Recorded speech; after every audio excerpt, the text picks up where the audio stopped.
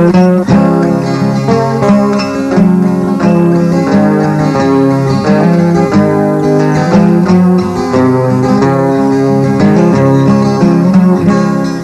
to be, coal just about ran things in Athens County. It's the reason lots of us came here, so our menfolk could work in the mines. Families poured in here like you wouldn't believe, from all over. Even Germany, Hungary, Poland, Italy, Czechoslovakia, just everywhere when the mines really got going about 1900 or so. We had 41 mines operating back then, and 5 railroad companies hauling out tons of coal. What gets me, though, is, to read about it, you'd think women weren't even there in the mining towns. They were there, all right. We were there. Who do you think raised up the children, taught school, tended store, cooked and doctored and played organ and kept body and soul together? Who made 30 civilized towns out of those 41 holes in the ground? Who did they think had the heart to wait like we had to and pray like we did when the shifts were down underground? Who saw things through when our men got hurt, which was plenty? We did. And if you want to know what it was like, we'll tell you. You just sit down and let the other half speak.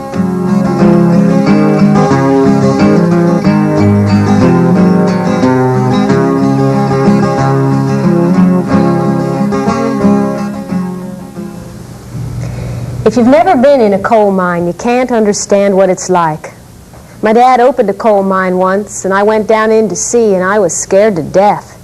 I mean, you know, it was dark, it was dirty, well, dirty didn't bother me, but it was just eerie.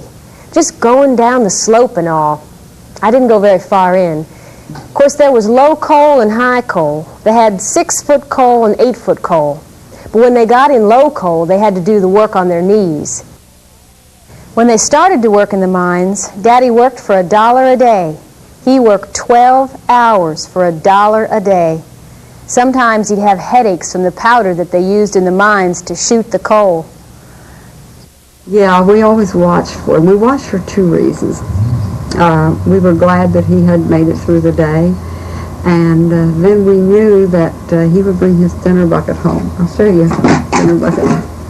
This is what he carried in the mines. And this was filled with water.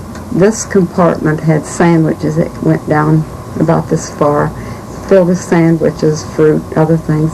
And then there was a shallow deck up here that was a pie deck or cake. And I don't know whether it was by accident or whether he just didn't eat, but he always had something in here for us, and we would run and get his bucket. My father's clothes would just be sticking to him with sweat, and they would freeze in the walk he had to make in the winter.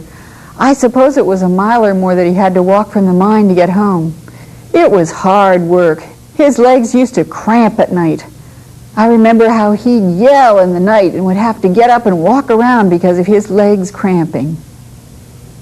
I remember when we would get up real early in the morning to tell my dad goodbye when he went to work, and we never said goodbye. We always said, "Be careful."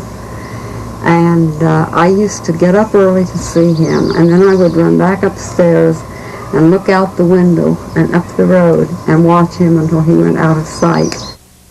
There was a cave-in, that's what we call it. The top just caved in on him. And he was in the hospital for months and months. And he had broken arms and broken leg. And he was just kind of crushed, but got over it. But that was the last time he ever went in the mine. So I heard that phone, and I went back, and when I took down the receiver, I heard him say over the phone, well, they were calling for an ambulance, that my brother had been hurt in the mine. And so I hung up the receiver, and I went out of that store, and I thought, well, what am I going to do? I'm the only one here.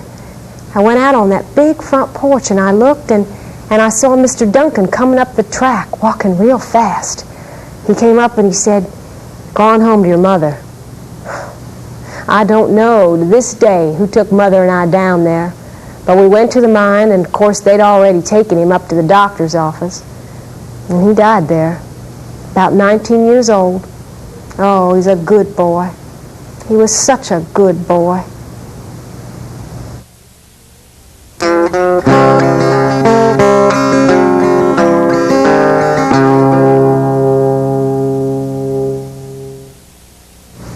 My mother did all the caring of the children, too. She did all the gardening. She took care of all the cows, the milk, butter, the eggs, the chickens, and there were always flowers in and around the edges of her vegetable garden. Dad would always say, "Well, woman," he always called her woman, "you can't eat 'em. Why do you want to waste your time planting 'em flowers?" But she loved her flowers. She done all the sewing for all 9 kids. She cut all the boys' hair. She done everything. And yet she always had time for church and for anybody that was sick in the community. Well, they'd call on her. Any new babies got born, they called on her. And years ago, you know, the undertaker would come to the home and embalm them. Well, they would call her, and she would have to wash the body and clean it and get it ready. So she was always busy, you know. And she never got paid a cent. She baked bread every other day, cakes and cookies and pies, things like that. And woman always wore an apron then. The kids would holler, "Mom, here comes company." Well, they could see 'em coming up the hill, you know. Well, she turned that apron wrong side out. She got out there, killed a chicken, and had that chicken cleaned and on the stove by the time they got up there. She was fast. You had to work fast when you had that many kids. Dad was involved in everything, and Mom stayed home. The women raised the children because the men, well, like I say, Daddy used to go to work before daylight and come dragging home in the dark. I'll tell you, my mother made the difference. My mother wasn't an educated person, but she had more common sense than any person I ever knew. She was a very energetic woman. When we were little children, say 5 and 6 years old, we'd wake up in the morning and Mom would be gone. She'd be gone to the berry patch to get berries for a cobbler. She was afraid of snakes, but she would take our old 3-legged dog named Rennie with her. Rennie would circle around and Mom would pick her berries. Sometimes we had mush for breakfast. She would fry it, and then we would have it for lunch. She'd fix greens for a salad, poke salad we had. She'd get all things that a lot of people didn't even fool with. Dad was president of the Union Local most of the time. He was a great talker, and he read everything he could find. When he went out in public, he looked like a dandy. He wore a Stetson hat. He wore Florsheim shoes. Mom shined them and washed the shoestrings and pressed them. This is true. I don't know if all women did things like that, but my mother did.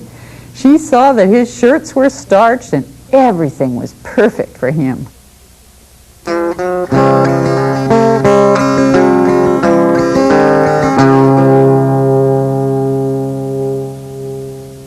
Dad would go out and build a wood fire. He had gathered a lot of wood out in a stone fireplace he had made outside, put a big wash tub on, and we would cook 24 quarts of green beans at a time. Sometimes our neighbors would come. They'd see us preparing food. They'd come over and sit on the porch and visit, and we would prepare food for canning. I was the youngest and the smallest hand, so I got to wash the jars. You had to get your hands down in those fruit jars and have them very clean. And I knew it was an important job, so I felt important. For chores, you had to get in the kindling. I never could chop kindling. My sister, she liked to do it, you see, but the hatchet came back at me, I think. And then you had to get in the coal. On wash day, you had to get in enough water. You just did everything.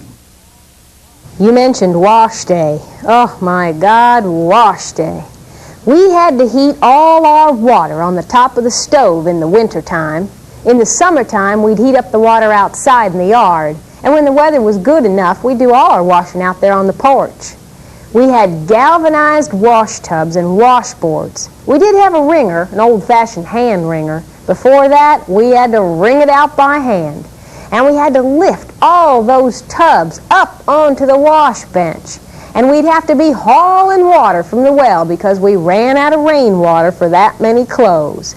And then we boiled our clothes. We had a big copper wash boiler, and my father made a long paddle that we lifted those hot clothes up with.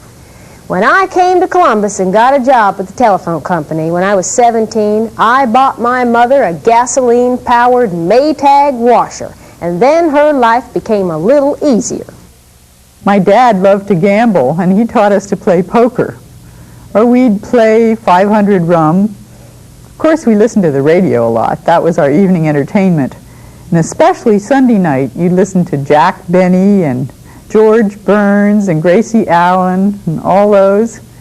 In the evenings when we ate, we had a radio in the kitchen, and we'd listen to Jack Armstrong, the All-American Boy, and Lum and Abner, and Amos and Andy, and the Lowell Thomas News Hour.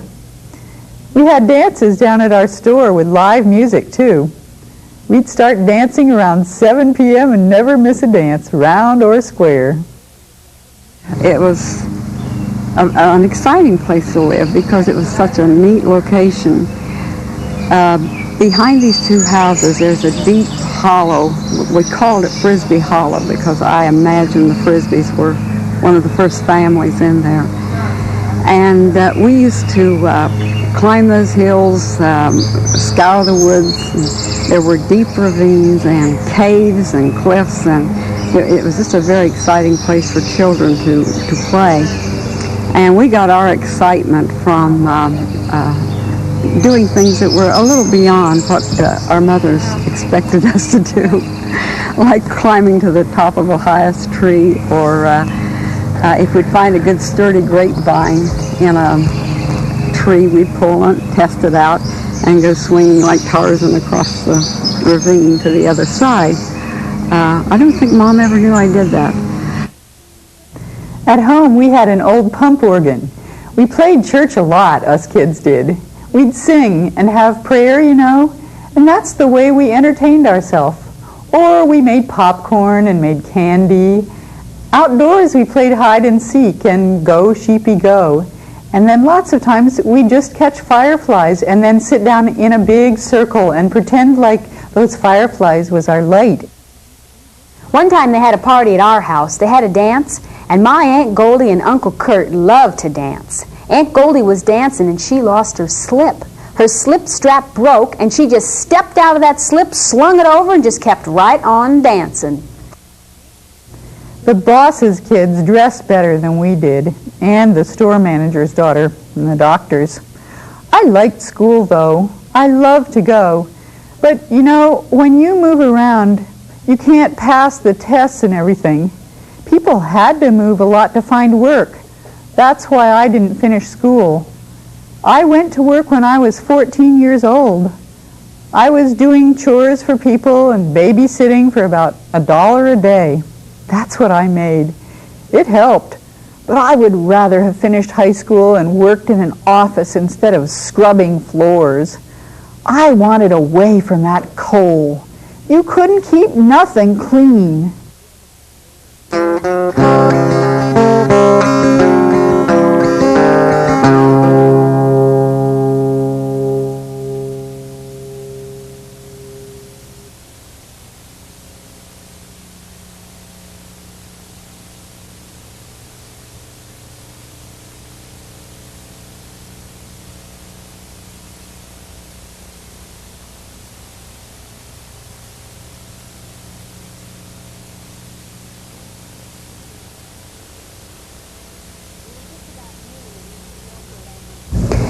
It was just about noon at East Millfield Elementary School, right after noon. The whistle began to blow, and our principal, she rang the bell, and we all came in, and we found out about the explosion at the mine. It was lunch hour, and we really didn't get all the children home or to some place till almost 5 o'clock that night, because there just wasn't any place to send them. The parents had all gone up to the mine to see, and we couldn't cross the road. The cars were coming. So we just sat there and tried to have some sort of order, play games. Of course, they were upset. My children cried, but I don't think they realized what was really happening. I was teaching first and second grade. Some of the mothers came for them, you know, but there just wasn't any place to send some of the others. We just tried to keep them inside because it was too dangerous. Ambulances and all kinds of things started to come in. After that happened in November, we lost a lot of the children because a lot of those women had to move. I don't know how much money was coming in or how long they could stay in those company houses, but I think they were lost for a long time. You know what I mean? They were so frustrated. Here they were, people who worked hard all their lives and really depended on those jobs, and there was their breadwinner gone. My brother came home with the information that the mine had blown up. I was at home visiting. I didn't live at home then. I was working as a nurse in New York. I decided to go over to Millfield. They didn't put you to work. You just went to work. Bodies were lined up along the sidewalk outside the temporary morgues. You just took them inside and washed them. And the skin came off as you washed them. A mine disaster's like that, as far as I understand. When it blows up, it just takes everything with it, practically. I was sent down that night with a man whom I didn't know from Adam to give somebody a hypodermic because they couldn't do any good and all they wanted to help in some way. The doctor said, let him sit it or lay it out, whichever he prefers. The man was dying. I was just helping with the pain. I stayed till late in the day, late afternoon. I'll tell you, I never thought about it for a long time. It just went into the back of my mind and it stayed there. And I'll forget it. I'll forget it again because I will make it my business to forget it again.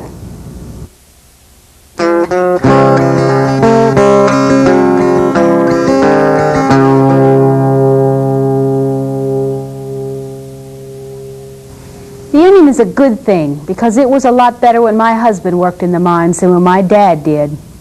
My dad had no protection at all. There was no ventilation.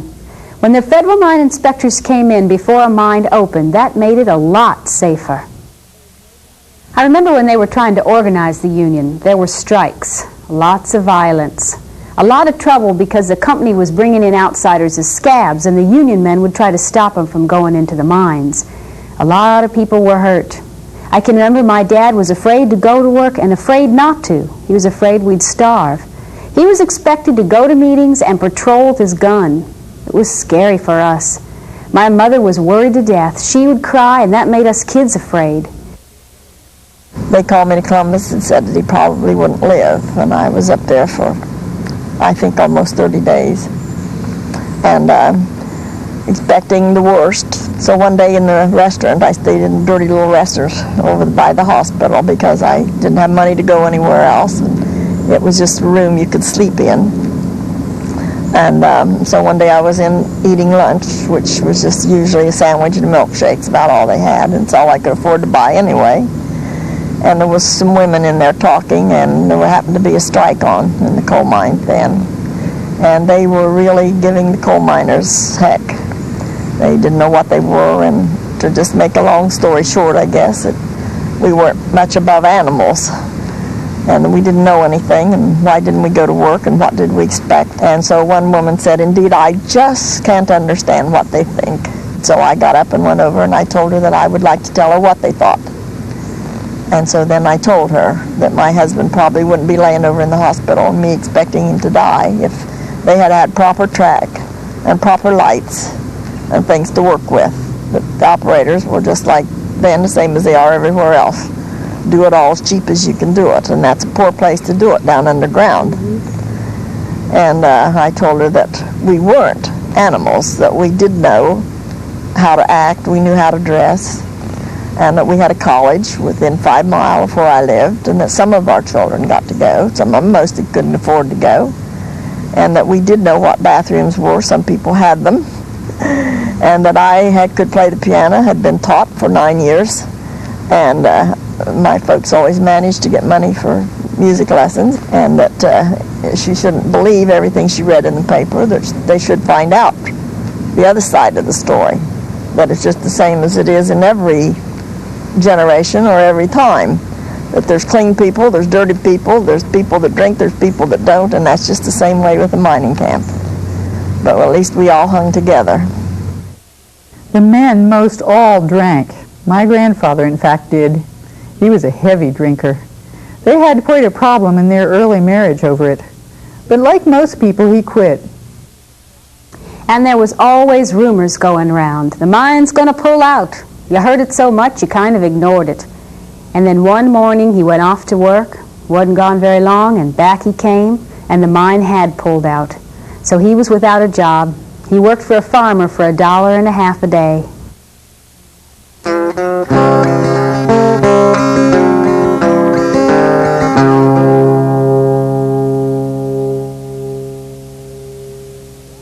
When I first started to work at the A&P store in Gloucester, I walked 3.5 miles to work. You worked, too.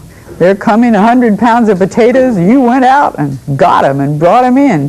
100 pounds of flour, you went out and got it and brought it in. 100 pounds of beans, you went out in the back room and got it and brought it in alone.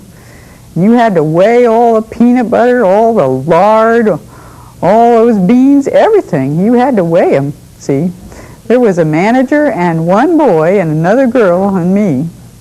Then we had to count it all up in our heads, or on a sack, you know, and then put all those groceries in the sack, and the cheese and all that stuff you had to cut, and you had to tie it up in paper with a string. What tickled me the most, though, we had a barrel of jelly beans, and they was 10 cents a pound. So some lady come in one day, and she says, "I'd like to have a pound of them jelly beans, and I'd like all black." Well, I said, sorry, I wasn't going to stand there and pick out a pound of black jelly beans. During the Depression, I went ages, it seemed like, without getting a new dress. I just hunted up everything I could find to make over. I made the kids' coats and everything. We made our own bedclothes. We'd go out and buy unbleached muslin and make our sheets with a seam right up the middle. And when I'd have a blanket wear thin, I'd use it for the filling of a quilt. And then we made our own pillows out of chicken feathers. When my husband's shoes would wear thin in the summertime, I'd cut cardboard soles and put them in. And he'd go hunting, too. We'd eat those squirrels. When I was pregnant with the twins, we lived in the Hollow. I did the first hours of labor alone. My husband had taken all the children with him. Oh, it was paining awful bad. The women came in the back door just after I had given birth to the first. He came out by force, like real fast and looking a little blue. We wrapped him in pieces of blanket, and all the time those misery was getting worse with the other one coming. My husband wasn't there with the doctor yet, and then this child started to come with 1 foot first. Finally, his head popped out by force, too. But he was purple and not breathing at all. The women said he was dead. "He's not dead," I said. I picked him up and breathed into him and breathed and rubbed, although I was nearly dead myself from the struggle. And then, at last, he gave the very tiniest whimpering cry, and then breathed and lived. I used to have the croup. Oh, I had it so bad. I remember sitting in bed just fighting for my breath, and Mom got this croup medicine. Didn't do me one bit of good. So Dad, he trapped a lot, you know. He brought a skunk in and dressed it just like you would a rabbit, cleaned it good, and Mom roasted it, and they put that grease in a jar. And whenever I'd have the croup, Dad'd go downstairs. I remember the last time. I remember Dad going down those stairs 2 at a time, and he brought up that stuff with a spoon, and he melted it over a kerosene lamp. And then that would make it real thin. And just as soon as it would hit, why, up would come all that phlegm. And that's the only thing that would work. It wasn't really as bad as it sounds. There was a real unity in the coal camps. Everybody helped everybody else. And when my brother John was about 2.5, he had polio, but they didn't know what it was then. Mother, she was sleeping with him, and she felt him, and he was stiff. She screamed, "Ah!" She said that the lamps went on all over the coal camps, and she said her house was filled with people in just a few minutes.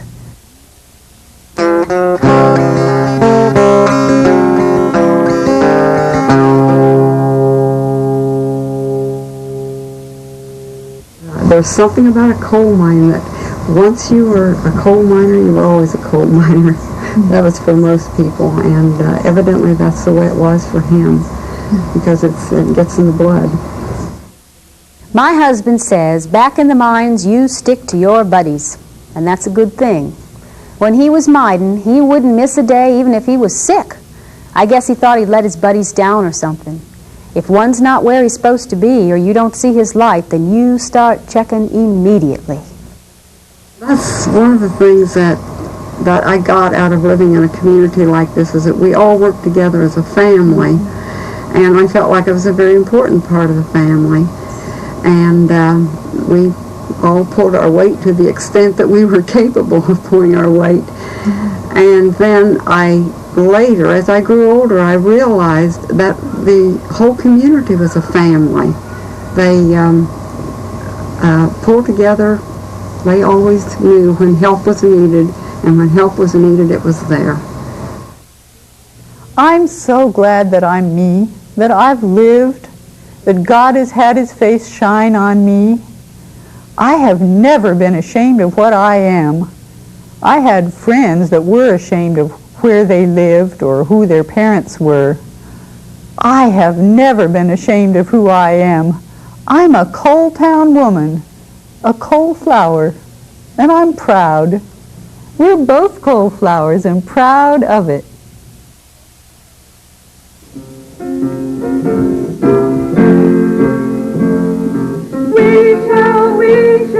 We shall not be moved. We shall not be moved, just like a tree that's planted by the water. We shall not be moved. The Union is behind us. We shall not be moved. The Union is behind us. We shall not be moved, just like a tree that's planted by the water. We shall not be moved. We're working for our children. We shall not be moved. We're working for our children. We shall not be moved, just like a tree is planted by the water. We shall not be moved. We're young and old together. We shall not be moved. We're young and old together. We shall not be moved, just like a tree that is planted by the water. We shall not be moved. We shall not be moved. We shall not be moved, just like a tree that's planted by the water. We shall not be moved. The Union is behind us. We shall not be moved. The Union is behind us. We shall not be moved, just like a tree that's planted by the water. We shall not be moved.